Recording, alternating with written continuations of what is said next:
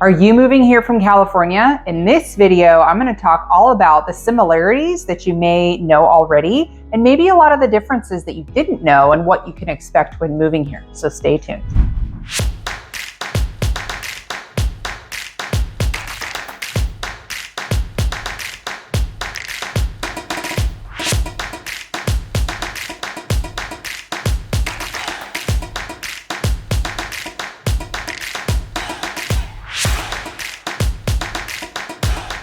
What's up, everybody? It's Cassandra Lopez with the Living in Bremerton channel. If you're new to the channel, you're going to want to go ahead and subscribe. This channel is all about living in Bremerton. So whether you're coming here for the first time or maybe you've been here before or currently living here, be sure to subscribe, tap that little bell so you're notified every time I drop a new video, and you can reach out to me directly. This is my cell phone and my email. Feel free to call, text, or email if there's anything I can do to support your relocation to Bremerton, Washington. So moving here from California.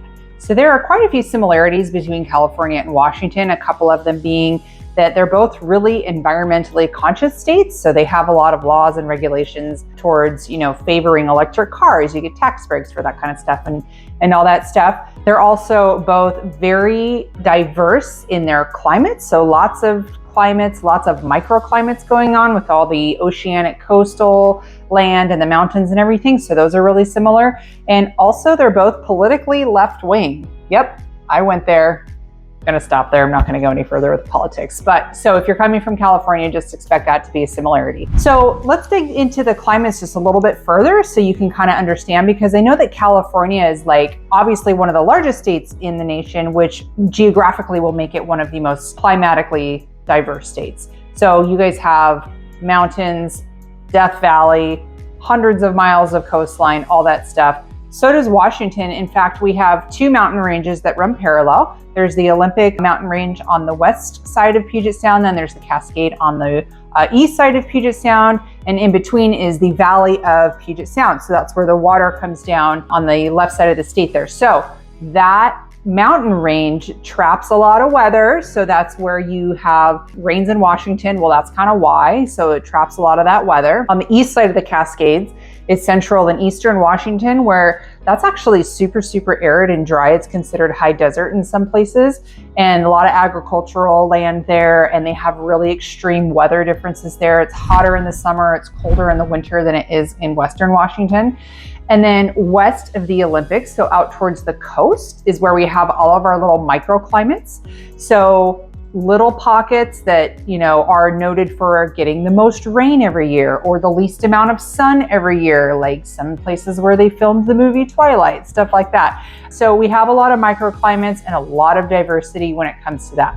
Washington also has several temperate rainforests within the Olympic National Park. So the temperate meaning it's a cooler temperature than, say, the Amazon rainforest. It gets, get this guys, 12 to 14 feet of rain per year. I said feet.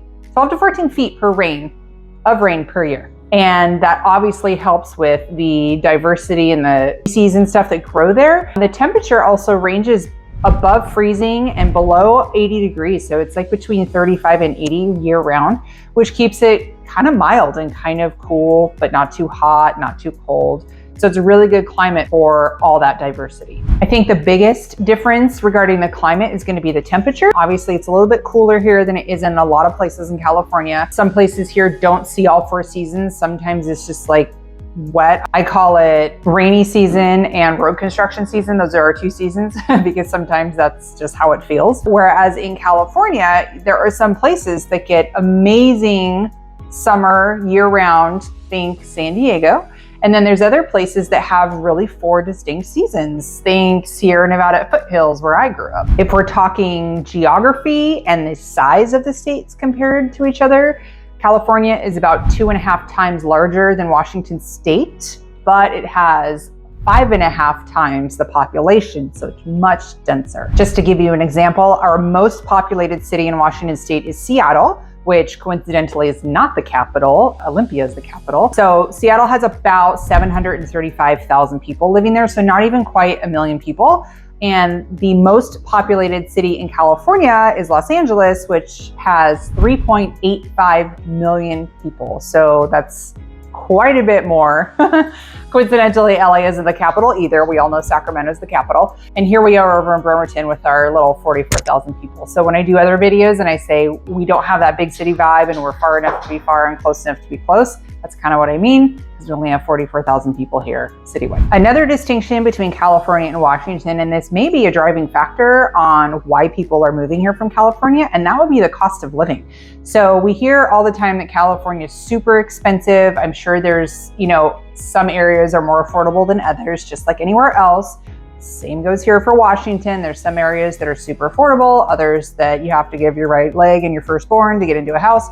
So across the board, it would, just looking at the numbers, it would be suggested that Washington is more favorable in terms of cost of living. Of course, that depends on where you live, what you drive, your lifestyle in general. But, in general, it would appear that your dollar goes a little bit farther here in Washington than it would in California. Another big distinction between California and Washington are the taxes. So Washington state does not have a state income tax, where California does have a state income tax, and I believe it's on a graduated scale depending on your income level, kind of like different tax brackets for your federal taxes. Washington state does impose kind of a hefty sales tax though. I think in Kitsap County right now it is 9.2%. So for every $100 you spend, you're spending another $9.2 on eligible items for that sales tax.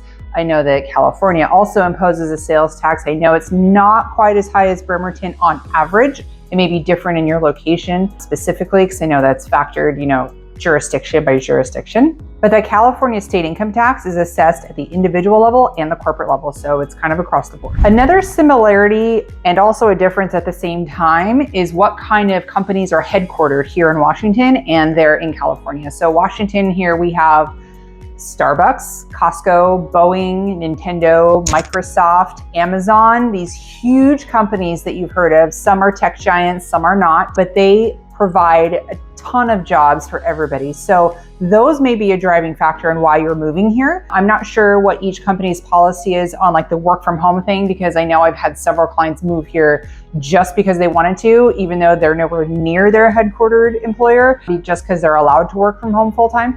So I don't know what that looks like in your situation, but I know that those companies bring in a lot of people from out of the area. Some big headliners that are headquartered in California are Apple, Intel, Facebook, Disney, HP, Cisco, Oracle. Those are all huge names, many of them also in the tech industry. So I would imagine that there's a good segment of the workforce there that are allowed to work remotely from anywhere. Maybe just need to pop in once a month or once every 2 or 3 months just to show up for a meeting or something. So luckily we're super close to the airport, and by super close, about an hour and 20 minutes.